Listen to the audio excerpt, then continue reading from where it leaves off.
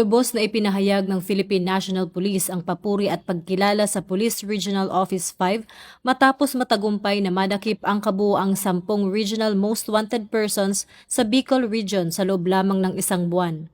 Ang nasabing operasyon ay tumutok sa iba't ibang kasong kriminal na kinasangkutan ng mga naarestong individual. Ayon kay Acting Chief PNP Police Lieutenant General Jose Melencio C. Nartatis Jr., hindi basta-basta ang ginawang operasyon ng Pro-5 dahil ang bawat target ay may iba't ibang kasong kinakaharap.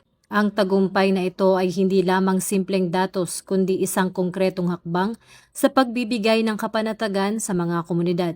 Tiniyak ng PNP na ang pagdakip sa mga most wanted sa Bicol ay bahagi lamang ng mas malawak na kampanya kontra kriminalidad na isinasagawa sa buong bansa.